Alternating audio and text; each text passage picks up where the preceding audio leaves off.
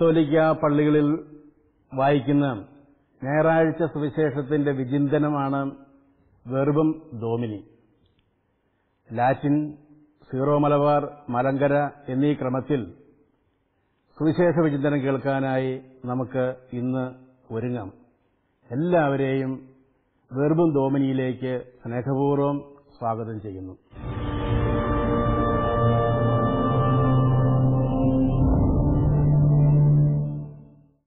ഇന്നത്തെ സുവിശേഷത്തിൽ ഈശോയുടെയും ശിഷ്യരുടെയും ജീവിതത്തിൽ സംഭവിക്കുന്ന ഒരു പ്രത്യേക മുഹൂർത്തം, അത് കൃത്യമായിട്ട് പറഞ്ഞാൽ ഏതൊരു ക്രിസ്തു ശിഷ്യന്റെയും ശിഷ്യയുടെയും ജീവിതത്തിൽ പകർത്താവുന്നതും സ്വീകരിക്കേണ്ടതുമായ കാര്യമാണ്. അതായത് ഈശോ 5 അപ്പം വർദ്ധിപ്പിച്ച് ഏറ്റവും വലിയൊരു ജനാവലിയെ തീറ്റിപ്പോറ്റിയതിനു ശേഷമാണ് മലമുകളിലേക്ക് പോകുന്നു. ശിഷ്യന്മാരോട് വഞ്ചിയിൽ മറുകരയ്ക്ക് പോകാൻ പറയും. രാത്രിയിൽ അവർ വഞ്ചി തുഴഞ്ഞ് അവശരായി എന്ന് കണ്ട് ഈശോ വെള്ളത്തിന്റെ മുകളിൽ നടന്നെടുക്കാം. അങ്ങനെ നടന്നെടുക്കുന്നത്, രാത്രിയിൽ വെള്ളത്തിന്റെ മുകളിൽ വരുന്നത് ഭൂതമാണെന്ന് കരുതി അവർ നിലവിളിക്കുക, പേടിച്ചാ നിലവിളിക്കുന്നത്. അങ്ങനെ നിലവിളിക്കുമ്പോഴാണ് ഈശോ പറയുന്നത്, ധൈര്യമായിരിക്കുവിൻ, ഭയപ്പെടേണ്ട, ഇത് ഞാനാണ്. ഇത് പറയുമ്പോൾ പത്രോസ് അതിന് പ്രതികരിക്കുന്നത്, കർത്താവേ, ഇത് അങ്ങാണെങ്കിൽ വെള്ളത്തിന് മുകളിൽ നടക്കാൻ എന്നോട് നീ കൽപ്പിക്കും. ഈശോ പറഞ്ഞു, വാടാ. അങ്ങനെ പറഞ്ഞു കഴിയുമ്പോൾ ഈശോ വള്ളത്തിൽ നിന്നിറങ്ങി, 14:29, വള്ളത്തിൽ നിന്നിറങ്ങി, വഞ്ചിയിൽ നിന്നിറങ്ങി വെള്ളത്തിന്റെ മുകളിൽ നടന്നെടുക്കുകയാ യേശുവിന്റെ അടുത്തേക്ക്. ഈശോയുടെ അടുത്തേക്ക് ശിഷ്യനും ഈശോ നടക്കുന്നത് പോലെ വെള്ളത്തിന്റെ മുകളിൽ നടക്കുന്നു. ഇത് വലിയൊരു സാധ്യതയാ കാണിച്ചു തരുന്നത്. ഏത്? ഈശോ ആയിരിക്കുന്ന അവസ്ഥയിലേക്ക് ശിഷ്യനും വളർന്നു കയറാൻ പറ്റും. അതിന്റെ ഒരു ചെറിയ സാമ്പിള. വെള്ളത്തിന്റെ മുകളിൽ ശിഷ്യൻ നടന്നെടുക്കുന്നു. 30-ാമത്തെ തിരുവചനത്തിലാണ് ചുറ്റും കാറ്റ് വീശി അടിക്കുന്നത് കണ്ട്, ഏത്? പത്രോസ് കണ്ട്. ഇതുവരെ അവന്റെ കാഴ്ചയും അവന്റെ നോട്ടത്തിന്റെ ശ്രദ്ധയും ഈശോയിലായിരുന്നു. ഇപ്പോഴോ വലിയ കാറ്റ് അടിക്കുന്നത് അവൻ കണ്ട് കാഴ്ച മാറുകയാണ്. ഇതുവരെ ഈശോയിലേക്ക് ഫോക്കസ് ചെയ്തിരുന്ന, കേന്ദ്രീകരിച്ചിരുന്ന അവന്റെ കാഴ്ച, അവന്റെ ശ്രദ്ധയൊന്ന് മാറുക, ചുറ്റുമുള്ള കാറ്റിലേക്ക്, ഭയങ്കരമായ കാറ്റിലേക്ക് ശ്രദ്ധിക്കുമ്പോഴോ വെള്ളത്തിൽ താഴുക. ഇത് മനുഷ്യജീവിതത്തിന്റെ ഏറ്റവും പ്രധാനപ്പെട്ട ഒരു സ്വഭാവമാണ്. പത്രോസ് ഈശോയിലേക്ക് നോക്കി, ക്രിസ്തുവിലേക്ക് നോക്കി ശ്രദ്ധിച്ചു പോകുമ്പോൾ ക്രിസ്തു ആയിരിക്കുന്ന അവസ്ഥയിലേക്ക് അവന് വളർന്നു കയറാൻ പറ്റുന്നു, വെള്ളത്തിന് മുകളിൽ നടക്കാൻ പറ്റുന്നു. എന്നാൽ ചുറ്റും വീശിയടിക്കുന്ന കാറ്റിലേക്ക് അവന്റെ ശ്രദ്ധ പതറുമ്പോൾ, ശ്രദ്ധ മാറുമ്പോഴോ അവൻ വെള്ളത്തിൽ താന്ന് പോകുന്ന അവസ്ഥയാണ്. ഇത് നമ്മുടെയൊക്കെ അനുദിന ജീവിതത്തിൽ സംഭവിക്കുന്ന കാര്യമാണ്. ഒന്ന് ഓർത്തു നോക്കിക്കേ, ഒരു ദിവസം ആരംഭിക്കുമ്പോൾ തന്നെ ആദ്യത്തെ ചിന്ത തന്നെ പലപ്പോഴും എന്തായിരിക്കും? എന്റെ മനസ്സിനെ അലട്ടുന്നത് പലപ്പോഴും അന്നത്തെ ജീവിതത്തിന്റെ പ്രതികൂല കാര്യങ്ങളായിരിക്കും, ആകുലതകളായിരിക്കും, ജീവിതത്തിന്റെ ക്ലേശങ്ങളായിരിക്കും. പത്രോസ് കാറ്റിലേക്ക് ശ്രദ്ധ തിരിച്ചതുപോലെ നമ്മുടെ മനസ്സിന്റെ ശ്രദ്ധ ജീവിതത്തിന്റെ ആകുലതകളിലേക്കും പ്രതിസന്ധികളിലേക്കും പ്രശ്നങ്ങളിലേക്കും തിരിഞ്ഞിരുന്നാൽ എന്താ സംഭവിക്കുക? മുങ്ങിത്താഴും. ഉറപ്പ്, വെള്ളത്തിൽ മുങ്ങിത്താഴും ഏതൊരു ശിഷ്യനും ഏതൊരു ശിഷ്യയും. അത് മാറണമെങ്കിൽ എന്ത് ചെയ്യണം? നിന്റെ ശ്രദ്ധയും നിന്റെ ഫോക്കസും ജീവിതത്തിന്റെ ശ്രദ്ധ മുഴുവൻ കേന്ദ്രീകരിച്ചിരിക്കുന്നത് ക്രിസ്തുവിലേക്കാക്കുക. ആക്കുമ്പോഴാണ് ക്രിസ്തു ആയിരിക്കുന്ന ആ വലിയ സാധ്യതയിലേക്ക് നിനക്കും വളർന്ന് നടന്ന് കയറാൻ പറ്റുന്നത്. വെള്ളത്തിന്റെ മുകളിൽ അവൻ നടക്കുന്നത് കണക്ക് നിനക്കും നടക്കാൻ ആവുന്നത്. അങ്ങനെയെങ്കിൽ അനുദിന നമ്മുടെ ജീവിതത്തിൽ 2 സാധ്യതകളാണ് നമുക്കുള്ളത്. നമ്മുടെ ശ്രദ്ധയുടെയും ജീവിതത്തിന്റെയും ഫോക്കസ് ഈ കാറ്റിലേക്കായി പോകാൻ തിരിച്ചുപിടിക്കാം. ജീവിത പ്രശ്നങ്ങളാകുന്ന കാറ്റും കൊടുങ്കാറ്റിലേക്ക് തിരിച്ചുപിടിക്കാം നമ്മുടെ മനസ്സ്. അല്ലെങ്കിലോ അടുത്ത സാധ്യത ക്രിസ്തുവിലേക്ക്. ഏറ്റവും വലിയ കൊടുങ്കാറ്റ് അടിക്കുമ്പോൾ പോലും, അതാ ശ്രദ്ധിക്കേണ്ടത്, പത്രോസ് ക്രിസ്തുവിനെ നോക്കിക്കൊണ്ടിരുന്നപ്പോഴൊക്കെ തന്നെ ഈ കൊടുങ്കാറ്റും തിരമാല അവിടെ ഉണ്ട്, ഇല്ലാതൊന്നും പോയിട്ടില്ല. പക്ഷെ അവന്റെ ശ്രദ്ധ ക്രിസ്തുവിലായിരുന്നു. ജീവിതത്തിന്റെ പ്രതിസന്ധികളാകുന്ന കൊടുങ്കാറ്റ് ചുറ്റുമുയരുമ്പോൾ പോലും നിന്റെ മനസ്സിന്റെ ശ്രദ്ധ ക്രിസ്തുവിലേക്ക് തിരിച്ചു പിടിക്കുക എന്നുള്ളത് വലിയൊരു സാധ്യതയാണ്. പഴയൊരു കഥയില്ലേ, ഒരു മനുഷ്യൻ പത്രം വായിച്ചുകൊണ്ടിരിക്കുകയായിരുന്നു. അങ്ങനെ ഇരുന്നപ്പോഴത്തേക്കാണ് 2-3 വയസ്സുള്ള മകൻ ഇടയ്ക്കിടയ്ക്ക് അവനെ ശല്യപ്പെടുത്താൻ ചെല്ലുന്നതാ. ഓടിച്ചെന്നു. പല പ്രാവശ്യം ശല്യമായി കഴിഞ്ഞപ്പോൾ എന്നാ ചെയ്തു, അയാള് വായിച്ചുകൊണ്ടിരുന്ന പത്രത്തിന്റെ ഒരു ഷീറ്റ് കീറി അവന് കൊടുത്തു. അതില് ഭൂപടമായിരുന്നു, മാപ്പ്. അത് 8-10 കീറിയിട്ട് അവനോട് പറഞ്ഞു, മോൻ ഇത് കൊണ്ടുപോയി ഈ ഭൂപടമെല്ലാം കൂടെ അതിനായിരിക്കുന്ന യഥാർത്ഥത്തിലായിരിക്കേണ്ട സ്ഥലത്ത് വെച്ച് കൊണ്ടുവരാൻ പറഞ്ഞു. അപ്പോ ഇത് കൊച്ചൊരിക്കലും ചെയ്യല, അടുത്ത കാലത്തൊക്കെ ചെയ്യാലെന്നും പറഞ്ഞ് വിചാരിച്ച് വിട്ടതാ. 2 മിനിറ്റ് കഴിഞ്ഞപ്പം അവൻ വേണ്ട ഇതെല്ലാം ശരിയാക്കി ഒട്ടിച്ചു കൊണ്ടുവന്നിരിക്കുന്നു. അതെങ്ങനെ സാധിച്ചു എന്ന് ചോദിച്ചപ്പോഴത്തേക്കാ കുഞ്ഞു ഇതിന്റെ മറുവശം മറിച്ച് കാണിക്കുക. എന്നിട്ട് പറഞ്ഞു, വേണ്ടേ അമിതാഭ് ബച്ചന്റെ പടം, മറുവശത്ത് അമിതാഭ് ബച്ചന്റെ പടമാണ്. അത് ശരിയാക്കാൻ കൊച്ചിന് 2 മിനിറ്റ് മതിയായിരുന്നു. ഒരു മറുവശമുണ്ട്. നമ്മുടെ ചുറ്റും കാറ്റും തിരമാലകളുമാകുന്ന പ്രതിസന്ധികൾ ഉയർന്നു വരുമ്പോൾ നമ്മുടെ മനസ്സിനെയും ജീവിതത്തെയും ആകെ തളർത്തുന്നതും മഥിക്കുന്നതുമായ പ്രതിസന്ധികൾ ഉയർന്നു വരുമ്പോഴും ഒരു മറുവശമുണ്ടെന്ന് മറക്കരുത്. ആ മറുവശം സാധ്യതയാണ് ക്രിസ്തു.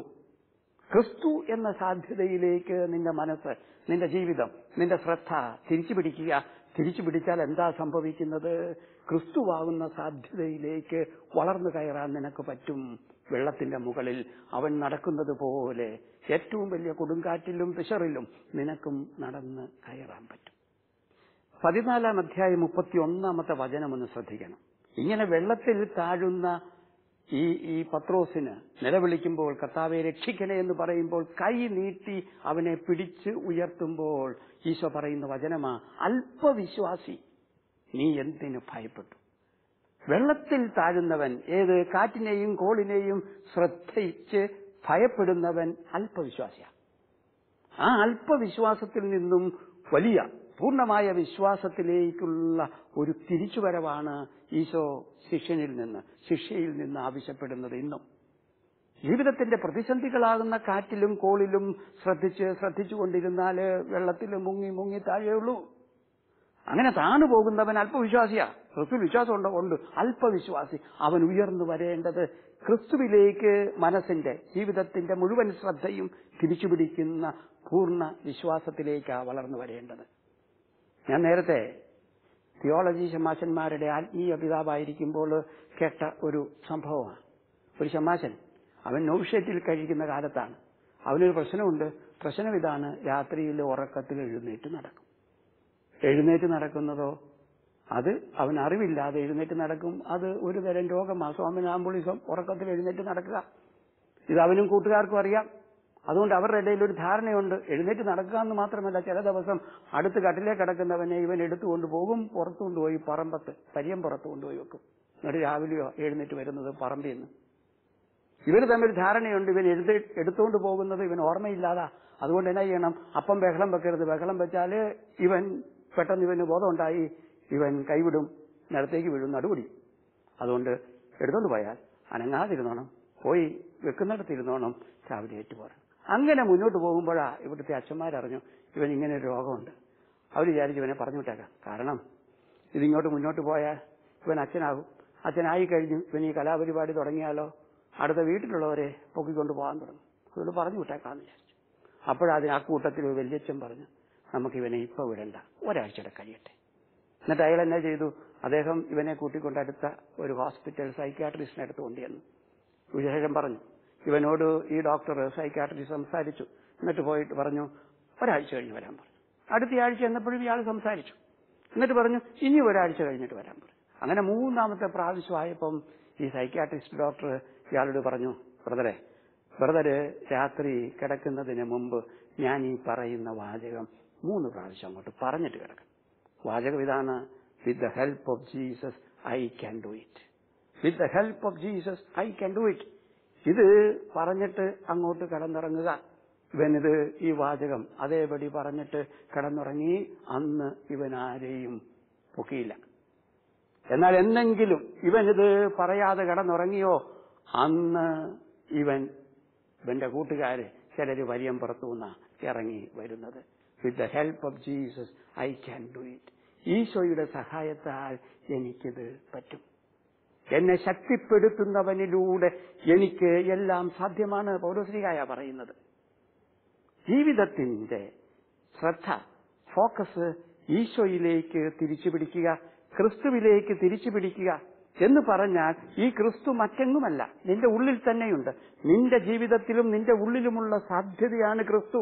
ആ സാധ്യതയിലേക്ക്, ആ നന്മയിലേക്ക് നിന്റെ മനസ്സിന്റെ ശ്രദ്ധ ഓരോ ദിവസവും ആരംഭിക്കുമ്പോൾ മുതൽ തിരിച്ചു പിടിച്ചാൽ എന്താ സംഭവിക്കുന്നത്? ക്രിസ്തു എന്ന സാധ്യതയുടെ അങ്ങേയറ്റത്തേക്ക് നിനക്കും നടന്നു കയറാൻ പറ്റും.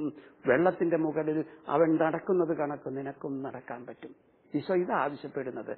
അല്പവിശ്വാസി ജീവിതത്തിന്റെ തിരമാലകളും കൊടുങ്കാറ്റുമാകുന്ന പ്രതിസന്ധികളിലേക്ക് ശ്രദ്ധ തിരിച്ചുപിടിക്കുന്ന അല്പവിശ്വാസിയാകാതെ ക്രിസ്തുവിലേക്ക്, നിന്റെ ജീവിതത്തിന്റെ ഉള്ളിൽ നിറവിൽ നിൽക്കുന്ന ക്രിസ്തുവിലേക്ക്, അവനെന്ന വലിയ നന്മയിലേക്ക് ഓരോ ദിവസവും ജീവിതത്തിന്റെ ഫോക്കസ്, ശ്രദ്ധ കേന്ദ്രീകരിച്ചാൽ ക്രിസ്തുവിലേക്ക് നിനക്ക് വളർന്നു കയറുന്ന വലിയ വിശ്വാസിയായി മാറാൻ പറ്റും. നമുക്ക് പ്രാർത്ഥിക്കാം. ഈശോയെ, നീ ഇന്ന് പത്രോസിനോട് ആവശ്യപ്പെടുന്ന, പറയുന്ന ആ ജീവിതത്തിന്റെ വലിയ രഹസ്യം എനിക്ക് നീ മനസ്സിലാക്കി തരണമേ. എന്റെ ജീവിതത്തിലും ജീവിത പ്രതിസന്ധികളാകുന്ന കൊടുങ്കാറ്റ്, തിരമാലകൾ ഉയരുന്ന എന്റെ ജീവിതത്തിൽ ഈശോയെ, അതിനെക്കുറിച്ച് ഓർത്തോർത്ത് ആകുലപ്പെട്ട് അതിൽ മുങ്ങിത്താഴുന്നതിന് പകരം നീ കൂടെയുണ്ട്. പോരാ, നീ എന്റെ ജീവിതത്തിന്റെ ഹൃദയത്തിന്റെ നടുവിലുണ്ട്. ആ നിന്നിലേക്ക് ശ്രദ്ധ കേന്ദ്രീകരിക്കാൻ, നിന്നെ നോക്കാൻ, എന്റെ ജീവിതത്തിന്റെ നിറവിലുള്ള വലിയ നന്മയായ നിന്നിലേക്ക് ശ്രദ്ധ കേന്ദ്രീകരിച്ച് ഓരോ ദിവസവും ജീവിക്കാൻ, പ്രത്യേകിച്ച് പ്രതിസന്ധികൾ വരുമ്പോൾ നിന്നിലേക്ക് നോക്കാനുള്ള വലിയ കൃപ ഈശോയെ എനിക്ക് നീ തരണമേ. അതൊരു വലിയ ജീവിതത്തിന്റെ രീതിയാക്കി എന്നിൽ വളർത്തണമേ. അങ്ങനെ ഞാൻ എന്റെ ചെറിയ വിശ്വാസത്തിൽ നിന്നും നിന്നിലുള്ള മുഴു വിശ്വാസത്തിലേക്ക് വളരുന്നവനായി തീരട്ടെ. ആമേൻ.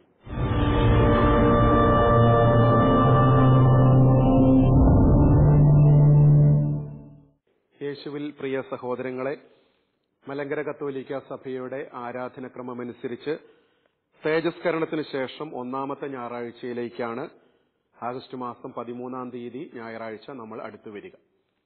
നമ്മൾ ദേവാലയത്തിൽ വരുമ്പോൾ വായിച്ചു കേൾക്കുന്ന വേദഭാഗം വിശുദ്ധ മത്തായിയുടെ സുവിശേഷം 21-ാം അധ്യായം 28 മുതൽ 32 വരെയുള്ള തിരുവചനങ്ങളാണ്. ഈ വചനങ്ങളിലൂടെ യേശു തമ്പുരാൻ അരുളി ചെയ്യുന്ന ഒരു ഉദാഹരണമാണ് 2 പുത്രന്മാരുടെ ഉപമ. ഇതിനെക്കുറിച്ചാണ് യേശു നമ്മോട് സംസാരിക്കുന്നത്. ഇവിടെ യേശു ചോദിക്കുന്ന ഒരു ചോദ്യമാണ്. 2 പുത്രന്മാരെക്കുറിച്ച് അവിടുന്ന് ചോദിക്കുകയാണ്, ആരാണ് പിതാവിന്റെ ഇഷ്ടം നിറവേറ്റുന്നത്?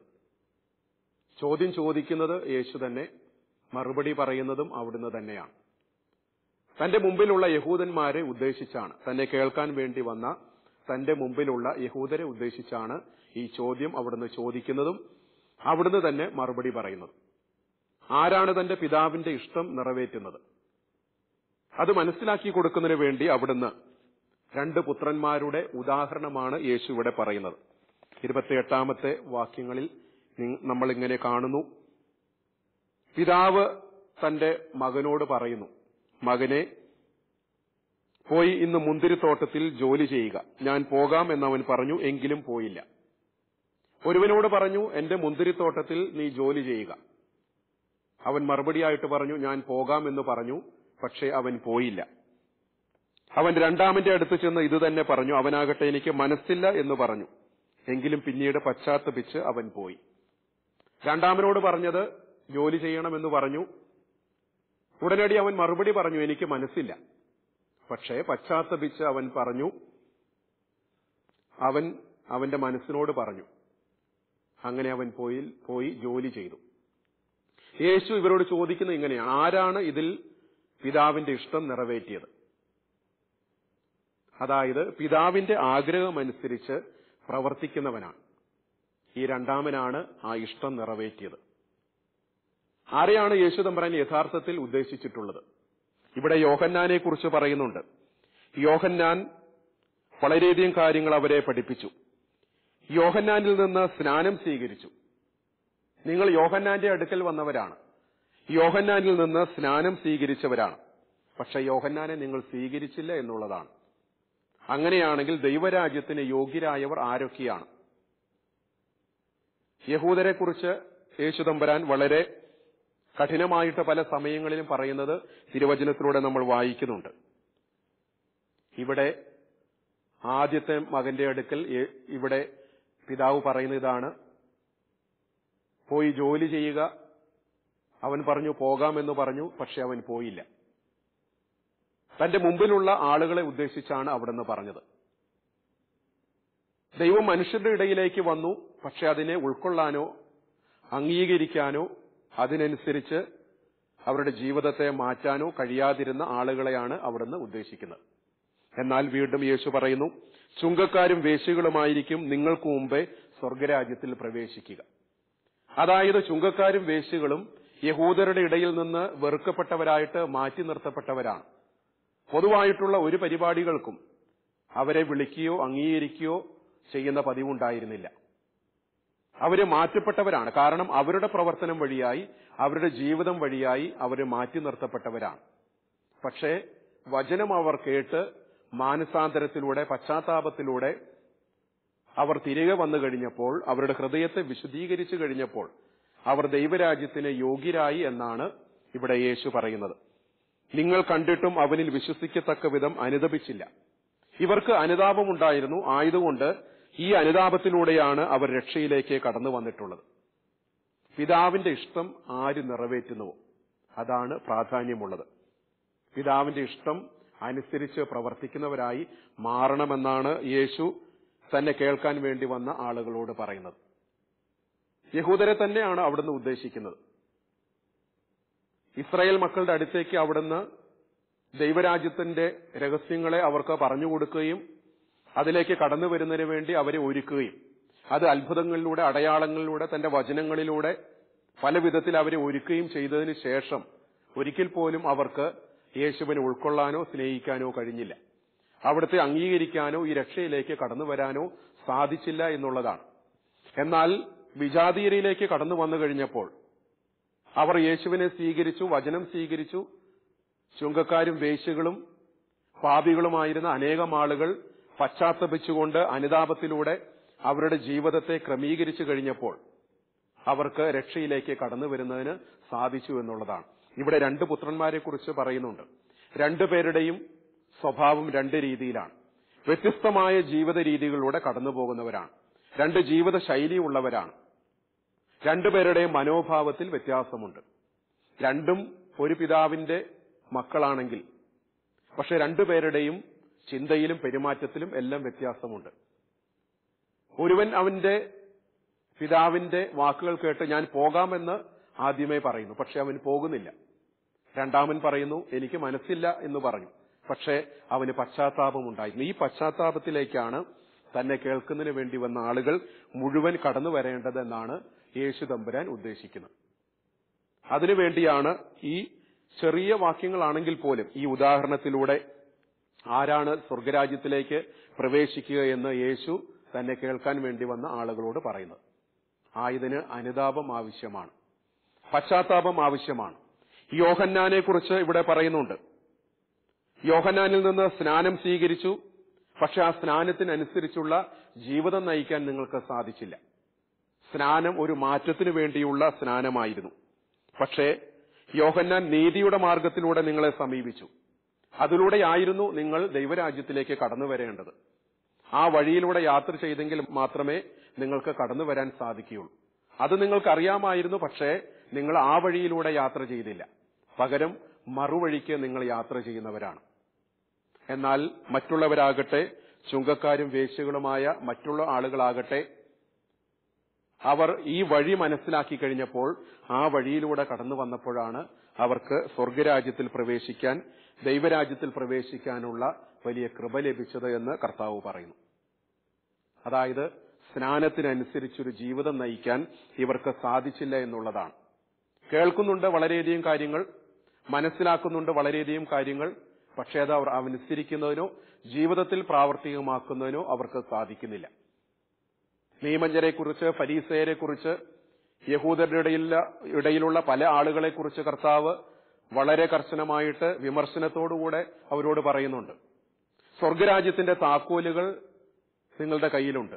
പക്ഷെ നിങ്ങൾ പ്രവേശിക്കുന്നില്ല, മറ്റുള്ളവരെ അതിലേക്ക് പ്രവേശിക്കാൻ നിങ്ങൾ അനുവദിക്കുന്നുമില്ല.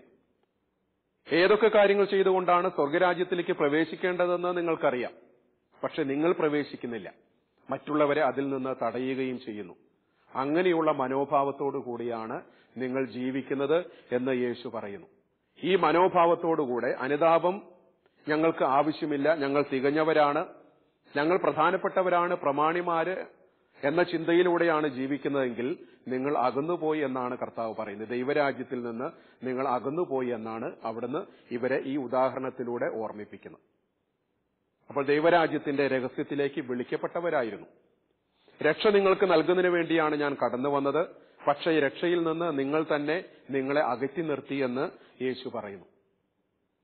ഈ രക്ഷയിലേക്ക് വിളിക്കപ്പെട്ട ആളുകൾ രക്ഷയിൽ നിന്ന് അകന്നു പോകുമ്പോൾ ഉണ്ടാകുന്ന അവസ്ഥയെക്കുറിച്ചാണ് നമ്മൾ മനസ്സിലാക്കുന്നത്. എന്നാൽ രക്ഷയിൽ നിന്ന് അകറ്റപ്പെട്ട ചില ആളുകളെക്കുറിച്ച് പറയുന്നുണ്ട്. നിരവധി ആളുകളുണ്ട് ആ വിഭാഗത്തിൽപ്പെട്ടവർ. പക്ഷേ അവർ ദൈവത്തെ തിരിച്ചറിഞ്ഞു. മാനസാന്തരത്തിലൂടെ, പശ്ചാത്താപത്തിലൂടെ അവർ ദൈവത്തെ തിരിച്ചറിഞ്ഞു കഴിഞ്ഞപ്പോൾ നിങ്ങൾക്ക് മുൻപേ അവർ സ്വർഗരാജ്യത്തിൽ പ്രവേശിക്കും എന്ന് യേശു പറയുന്നു. നിങ്ങൾക്ക് മുമ്പായിട്ട് അവർ പ്രവേശിക്കും. കാരണം അവർ പശ്ചാത്തപിക്കുന്നു, അവർ അനുതപിക്കുന്നു. ദൈവരാജ്യത്തിന്റെ രഹസ്യങ്ങളെക്കുറിച്ച് കേൾക്കാൻ വേണ്ടിയുള്ള കണ്ണും കാതും അവർക്കുണ്ടായിരുന്നു, ഉൾക്കൊള്ളാനുള്ള ഹൃദയമുണ്ടായിരുന്നു, മനസ്സിലാക്കാനുള്ള ഒരു നല്ല ഹൃദയമുണ്ടായിരുന്നു.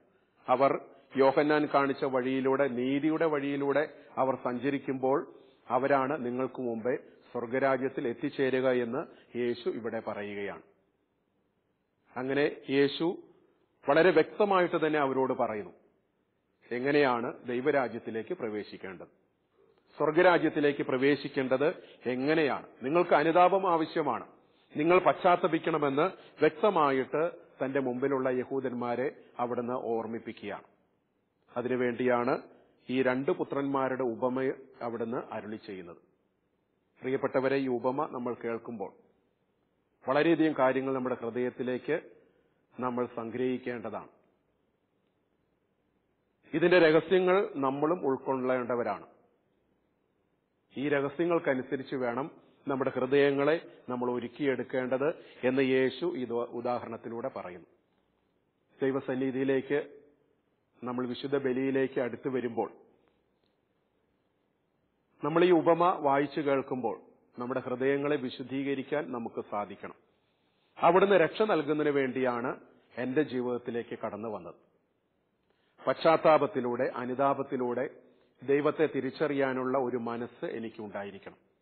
നിരവധി കാര്യങ്ങളിലൂടെ ഞാൻ ഈ ലോകത്തിൽ കടന്നു പോകുമ്പോൾ ദൈവത്തെ വേണ്ട വിധത്തിൽ ഉൾക്കൊള്ളാനോ അവിടുത്തെ വചനം കേൾക്കുവാനോ വചനമനുസരിച്ച് ജീവിക്കാനോ സാധിക്കാത്ത അവസരങ്ങൾ ഉണ്ടായിട്ടുണ്ട്, മനഃപൂർവ്വം ഒഴിവാക്കിയിട്ടുണ്ട്. ഈ യഹൂദരെ പോലെ രക്ഷയിലേക്ക് എങ്ങനെയാണ് കടന്നു വരേണ്ടതെന്നൊക്കെ നമുക്കറിയാം. വചനം വായിച്ചു കേൾക്കുന്നതിലൂടെ, കൽപ്പനകളിലൂടെ, കൂദാശ ജീവിതത്തിലൂടെ, വിശുദ്ധ ബലിയിലൂടെ, വചനത്തിന്റെ പൊരുൾ അറിയുന്നതിലൂടെ, നിരവധി കാര്യങ്ങളിലൂടെ ദൈവരാജ്യത്തിലേക്ക് കടന്നു വരാനുള്ള വലിയ അറിവ് നമുക്കുണ്ട്. പക്ഷേ നമ്മുടെ ജീവിതത്തെ മാറ്റുന്നില്ല, നമ്മുടെ ജീവിതത്തെ അനുതാപത്തിലേക്ക് കൊണ്ടുവരുന്നില്ല, പശ്ചാത്താപത്തിലേക്ക് കൊണ്ടുവരുന്നില്ല എന്നുള്ളതാണ് പലപ്പോഴും സംഭവിക്കുന്നത്. ജീവിത വ്യഗ്രതയും നമ്മുടെ ജീവിതത്തിൽ നേടിയെടുക്കേണ്ട പല കാര്യങ്ങളെക്കുറിച്ചുള്ള ആകുലതയും കൊണ്ട്, നിരവധി കാര്യങ്ങൾ കൊണ്ട് അതിൽ നമ്മൾ അകന്നു പോകുന്നു. പക്ഷേ സ്നാനത്തിനനുസരിച്ചൊരു ജീവിതം നയിക്കാൻ, തെരഞ്ഞെടുത്തവനായ ദൈവത്തിന്റെ വിളിയനുസരിച്ചുകൊണ്ട് ജീവിക്കാൻ നമ്മൾ ബാധ്യസ്ഥരാണ്. അനുതാപത്തിലൂടെ, പശ്ചാത്താപത്തിലൂടെ അതിലേക്ക് കടന്നു വരുമ്പോൾ നമ്മളും ദൈവരാജ്യത്തിൽ പ്രവേശിക്കും എന്ന വലിയ വാക്ക് നമ്മെ ഓർമ്മിപ്പിക്കുകയാണ്. അനുതാപം ആവശ്യമുണ്ട്. ഏത് ജീവിതാവസ്ഥയാണെങ്കിലും അനുതാപത്തിലൂടെ ദൈവത്തെ അറിയാനും സ്നേഹിക്കാനും ഉൾക്കൊള്ളാനും ഉള്ള ഒരു മനസ്സ് നമ്മൾ ഒരുക്കിയെടുക്കുമ്പോൾ, പശ്ചാത്താപത്തിലൂടെ നീതിയുടെ മാർഗത്തിലൂടെ കടന്നു വരുമ്പോൾ നമ്മളും ദൈവരാജ്യത്തിൽ പ്രവേശിക്കും എന്ന വലിയ വാഗ്ദാനം കർത്താവ് തരുന്നു. അതിനുവേണ്ടി നമുക്ക് ആത്മാർത്ഥമായിട്ട് ഒരുങ്ങി പ്രാർത്ഥിക്കാം. ഈ വിശുദ്ധ ബലിയിലൂടെ ദൈവം നമ്മെ സമൃദ്ധമായി അനുഗ്രഹിക്കട്ടെ.